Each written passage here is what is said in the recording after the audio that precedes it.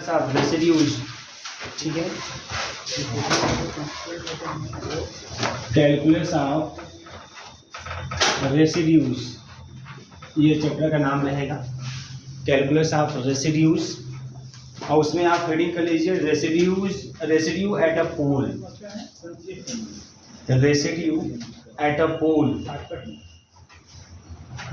ठीक है, residue at a pole,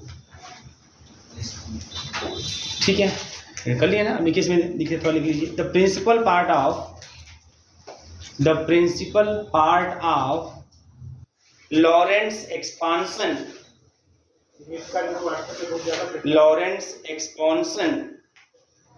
of f z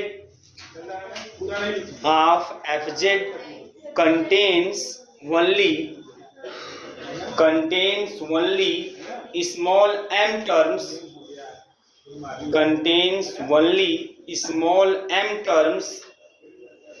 contains only small m terms if the single valued function fz, if the single valued function fz has a pole of order m, at z equal to a, at z is equal to a, then fz is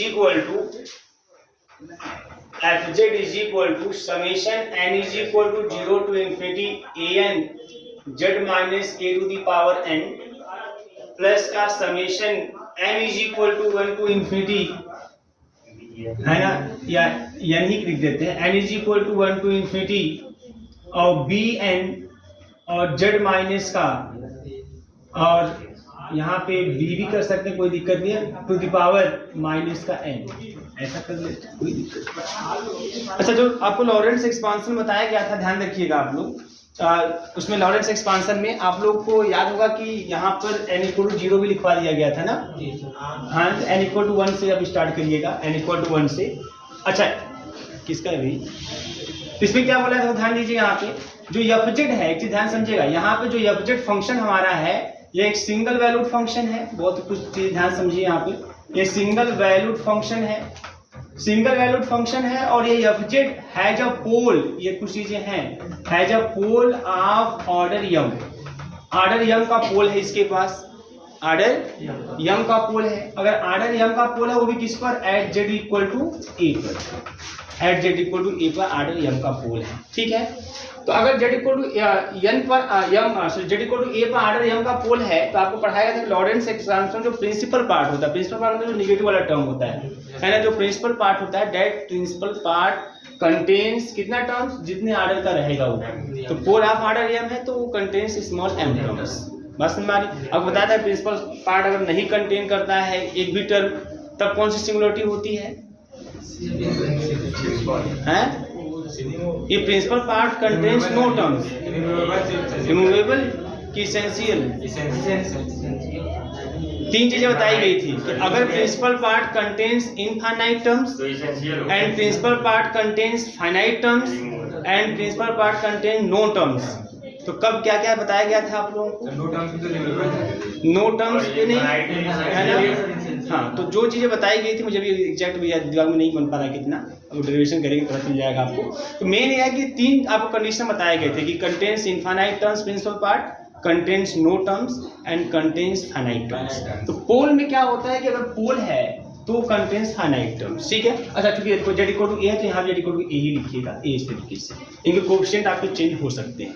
अब देखो यहाँ पे जो an है ना, an की बात करिए, जो an होता है इसकी वैल्यू देखो यह होती है, जब उसका आप इसका डेरिवेशन करेंगे लॉरेंट्ज एक्सपांशन का, तो an इक्वल टू होता है 1/2 पाई i इंटीग्रेशन, है ना, over c fz upon z minus a to the power n plus 1 होता है, और dz होता है। क्लियर है, ये हमारा an होता है। और bn जो होता है, bn यह होता है 1/2 पाई i, है ना, सेम तरीके से होगा c fz upon z minus a to the power minus n plus 1, और dz हो जाता है।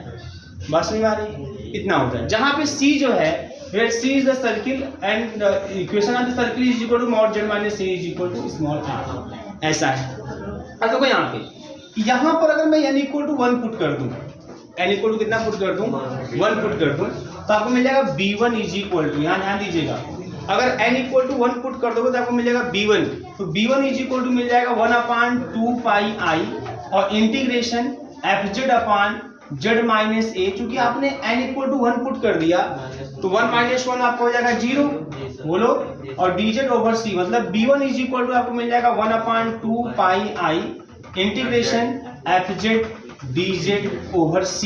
और ये जो b1 होता है इसको बोलते हैं रेसिड्यू। यहाँ पे जो b1 होता है इसको क्या बोलते हैं, रेसिड्यू, ठीक है ना। रेसिड्यू लेकिन कब, जब fz है जब पोल ऑफ आर्डर यम, अगर fz पोल रखता है आर्डर यम का, तो ऐसे सिचुएशन में जो हमारा b1 होगा जिसकी वैल्यू इस तरीके से भी कैलकुलेट कर सकते हैं, है ना, तो जो b1 की वैल्यू आएगी उसी को हम लोग बोलते हैं रेसिड्यू ऑफ, है ना, residue of fz at z equal to a। बात समझ में आ रही है, यही चीज बोलते हैं। एक चीज और ध्यान दीजिएगा, कभी कभी ऐसा भी होता है कि हम लोग एक्सपांसन कर लेते हैं, जो फंक्शन दिया होता है कॉम्प्लेक्स वेरिएबल फंक्शन उसका एक्सपांसन कर लेते हैं। अब चूंकि जो पोल है उसके पास, तो जब उसका एक्सपांसन करोगे तो उसमें नेगेटिव टर्म होंगे।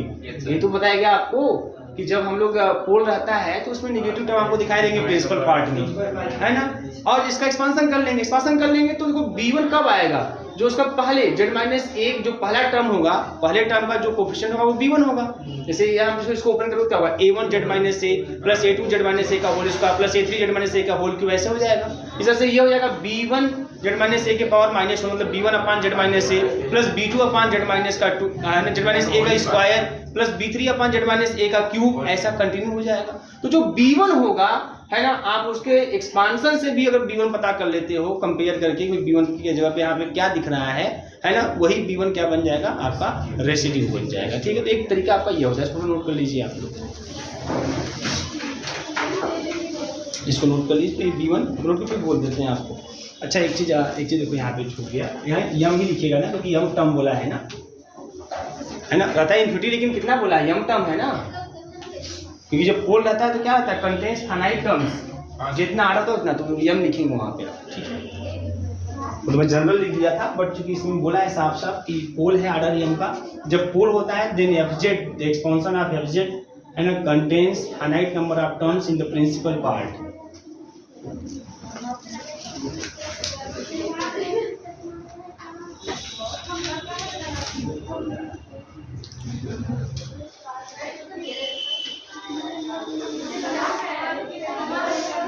ठीक है,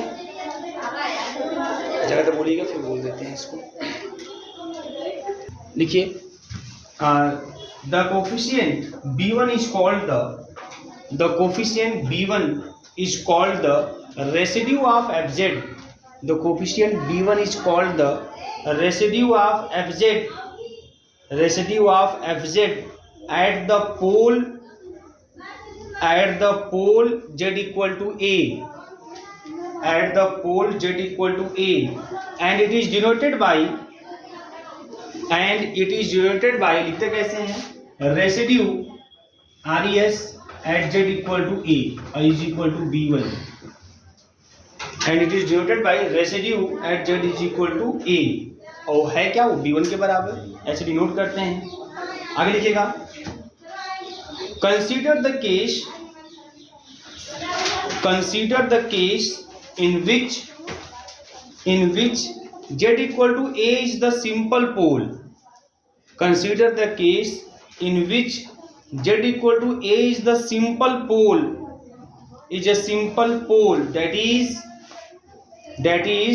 z equal to a is a pole of, that is z equal to a is the pole of order, is the pole of order 1, is the pole of order 1, then इसको equation first कर लीजिए बेटा, then इसको equation first, then the equation first becomes,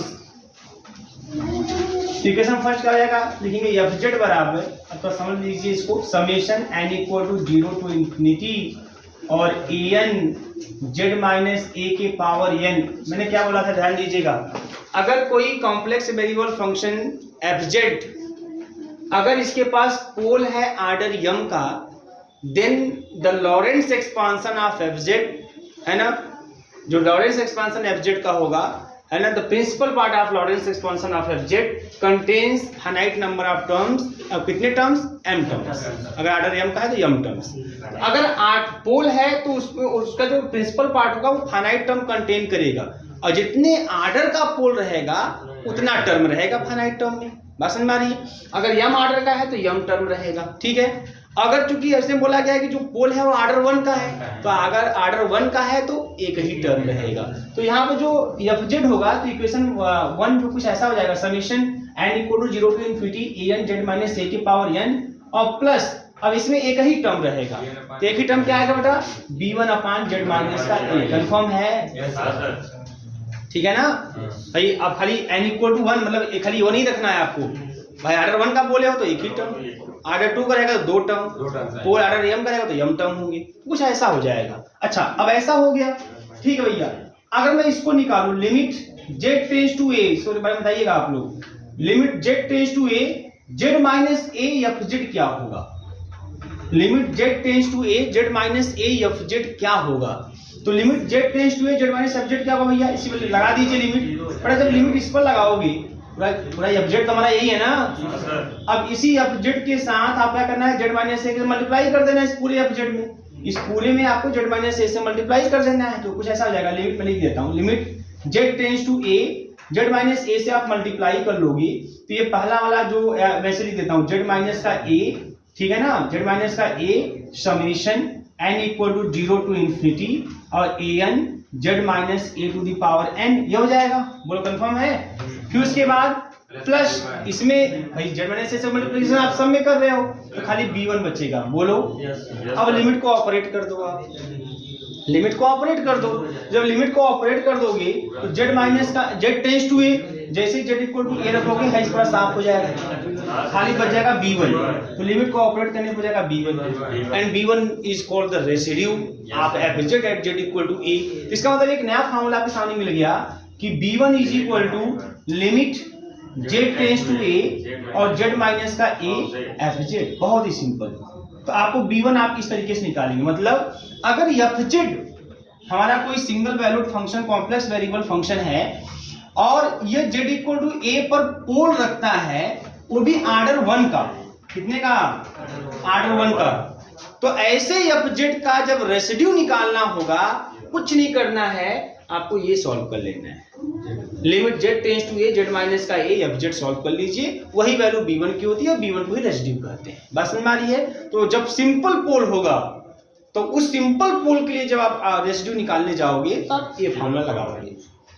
अगर मान लीजिए simple पोल जो है हमारा वो z इक्वल टू 2 है, तो limit z tends to 2 z minus का 2 और fz अभी सॉल्व कर देंगे उसमें, जो आएगा वही b1 होगा, वही हमारा रेसिड्यू होगा। लेकिन ये फार्मूला कब लगाएंगे? ये फार्मूला तब लगाएंगे जब पोल है ना सिंपल पोल होगा, मतलब ऑर्डर 1 का पोल होगा। बात समझ में आ रही कि नहीं आ रही है? तो ये इंपॉर्टेंट फार्मूला है, इसको आप नोट कर लीजिए। ये सिंपल पोल के लिए कंफ्यूजन नहीं होना चाहिए। मैं कई तरीके के फार्मूले आपको लिखवाऊंगा, क्योंकि कई केस ऐसे अब ऑर्डर 1 का हो गया, मोर देन 1 ऑर्डर का हो जाए तब क्या हो जाएगा, है ना। कुछ ऐसे ऐसे तमाम फार्मूले हैं, कई तरीके मैं आपको बता देता हूँ। If fz has a pole of order m, लिखिएगा अब बड़ा फार्मूला। अब ये तो एक ऑर्डर के लिए होगा, अब एक से अधिक ऑर्डर के लिए। If fz has a pole of order m, has a pole of order m at z equal to a, has a pole of order m at z equal to a, then the residue of fz at z equal to a, then the residue of fz at z equal to a is given by limit z tends to a, limit z tends to a 1 upon factorial m minus 1 dm minus 1 dzm minus 1 और bracket में z minus ऐसे लिख देता हूँ z minus a to the power m f Z.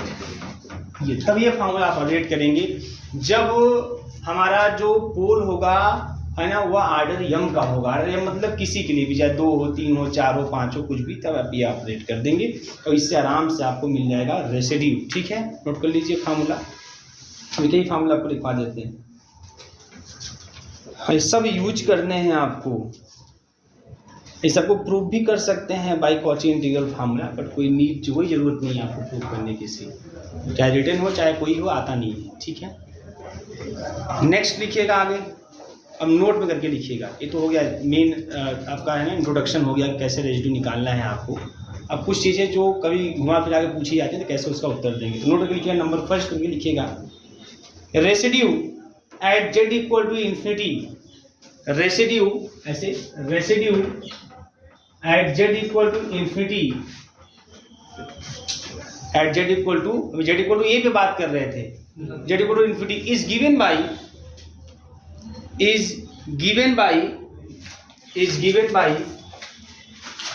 the following formula, is given by the following formula। ठीक है, क्या formula होगा देखिए यहाँ पे, तो दो तरीके से निकालते हैं। Residue at z equal to infinity जो होता है वो होता है माइनस का 1/2 pi i integration f z d z over c. ठीक है।